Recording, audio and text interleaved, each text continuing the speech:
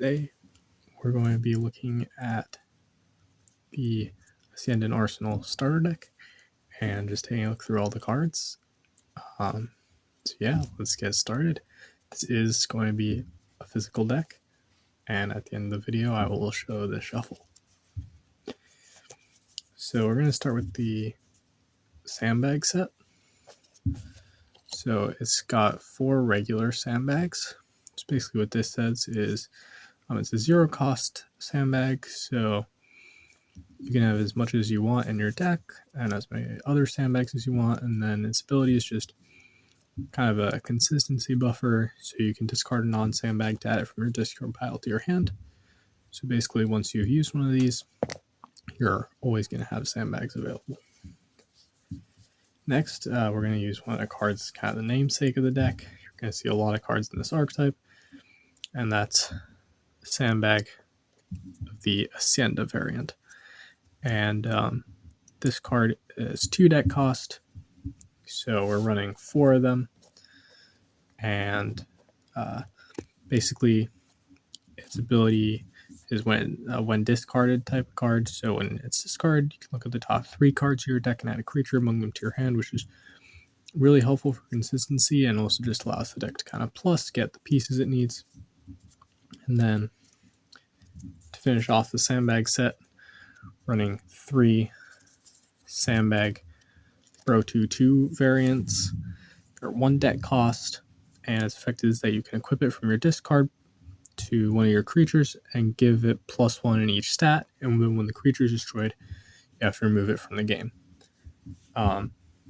So what's really nice about this card is, sure, it doesn't plus you anything in terms of hand size, but it can make a creature just a little bit more powerful, which makes this deck over time, you can have that kind of backup, that kind of out to certain bad situations, and also the ability to make some of your boss cards a lot more dangerous, a lot more powerful.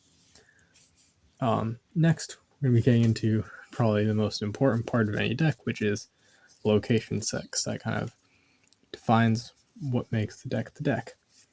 So first, this is going to be like a really important generic location for decks in general. That's Paradigm Wild 1. What it does is that once during their turn, the player can discard a card, and then they can search their deck for a sandbag and add it to their hand. And basically what this location allows you to do is, if you have sandbags like the Aciendan sandbag that plus you hand size,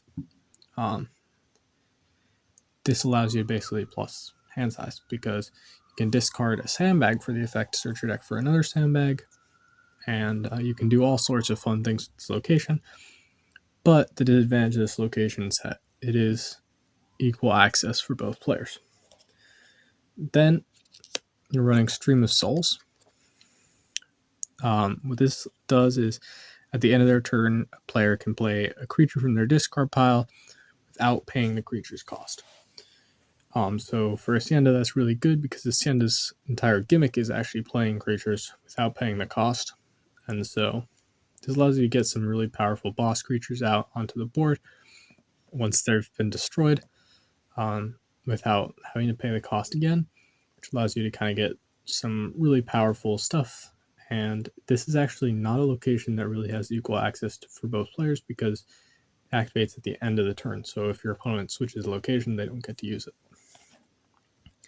Then for your last location, you're going to run Acienda, which is mostly just going to favor you, which is at the end of their turn, a player can play a machine without paying the cost. This is a super important card in the deck, basically the entire gimmick, and this is kind of location that you'd want to be your last location, or a nice little early game location that can get you ahead in the game.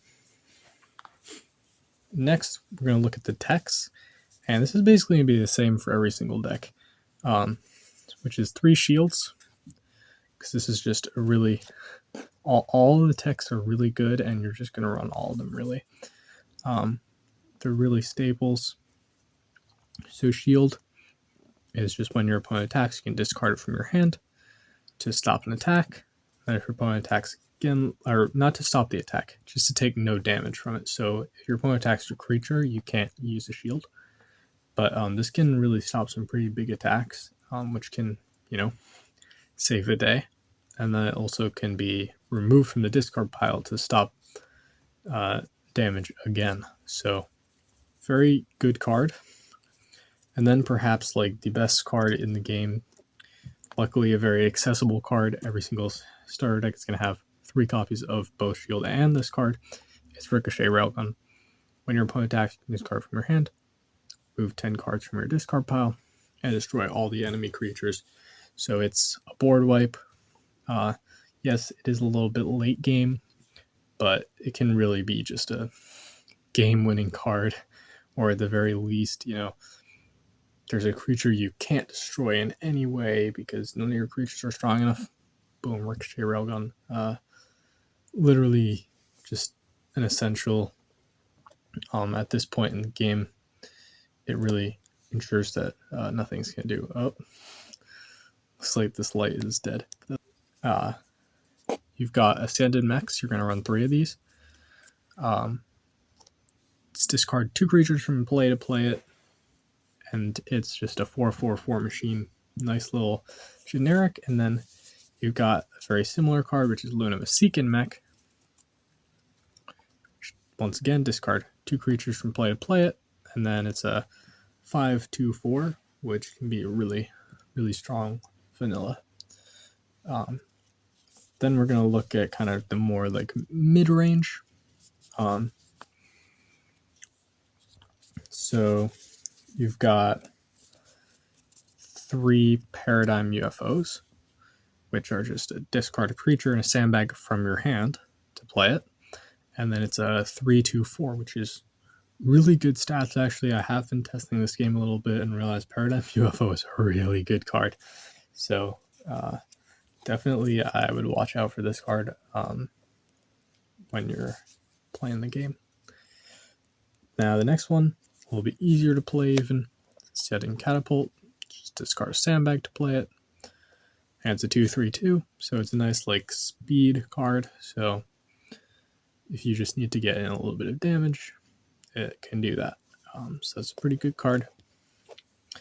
And then this is actually a little bit more on the powerful side, closer to a boss, but I would say it's a little bit easier to play than a boss card, which is Aciendan Airship.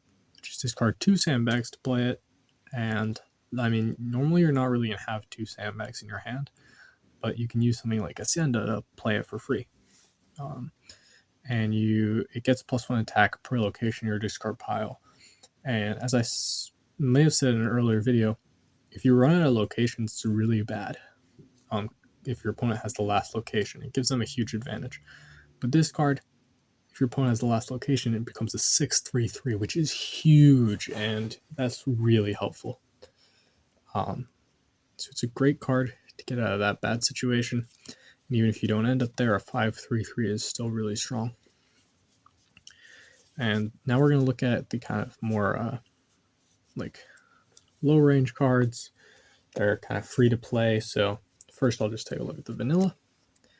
Just the Paradigm Patrol Bot, which is just a 1/1/2 machine. Pretty solid. Then we're going to run 3 Terran drones. And this is its abilities. You can equip this from one of your creatures and add this card's stats to that creature's. I have noticed a lot of confusion around this card actually when I'm testing with my friends. To be completely clear, it equips itself from the field. So any effect will activate from the field if it's not specified otherwise. And once you've equipped it, it won't count as a creature slot. Which means it's basically just a really easy way of just buffing one of your creatures, which is great. So yeah, definitely a really nice card. And then probably one of the most powerful cards in the deck, honestly, is the Aciendan Bomb, which its effect set gets destroyed at the end of your turn. Doesn't sound great. Well, look at its stats. Machine 5/0/0. So no defense or speed, but 5 attack is like, you can take out a boss card with this card that literally just costs like 1 hand size, and so easy to play. And then you can do 5 damage to your opponent if they have no creatures, which is, you know, a lot of damage. Or somebody who only has 16 HP. So this is a really nice card. It just kind of fits the entire theme of this deck, you know, getting the really powerful cards out without paying a major cost. And now finally we're going to look at the creatures that are like even further into the cheapness. They're literally benefiting you resource wise. So first we're going to take a look at Aciendan Sand Machine. So you have to discard a sandbag to play it, but that's really not much of a cost. In general in this game, looks a little bit blurry. Oh, you have to discard a sandbag to play it. And then once per turn, you can remove a sandbag from your discard pile. Then it'll just add a sandbag from your discard pile to your hand, which basically enables some really good plussing. Oh, looks like my camera's back. So yeah, basically this card just enables some really nice plussing. And remember, a lot of sandbags have effects when you activate them. So this with this Aciendan sandbags is so good. Because you're just honestly just, you can net hand size, which is really big in this game. Netting hand size is not that easy unless you're using locations, which are, you know, kind of a one card access. So there's that. And then another card kind of meant to allow you to play your boss cards for cheaper is Aciendan Message Bird. Counts as 2 creatures when being discarded to play a machine, so really simple. And then it's a machine 1/1/1. So basically you're going to use this to play your Aciendan mech or your Limitless Seeking mech, because those both say discard 2 creatures from play to play them. And so this just basically gives you them for a reduced price, which is pretty helpful. And finally, probably the like most important card of the deck is Metal Mechanic, which says that at once per turn, if you control a card with Hacienda in its name, you can play a machine without paying the cost. This includes the location Hacienda, so a really strong turn that you can do is you can play Metal Mechanic, discard a sandbag to activate Hacienda, and then Metal Mechanic plays a machine for free, so you can play, you know, like a mech.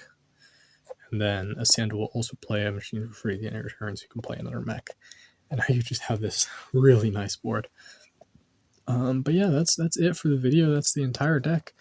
And like I said, I will show you the shuffle for those of you who are curious. I guess I'll be shuffling into locations. That's fine. I can sort them out later, but it's a pretty smooth shuffle. So if you were wondering about from my previous video about how well the index cards actually work to make cards, you know, it's pretty nice for a prototype actually. Anyway, thanks for watching.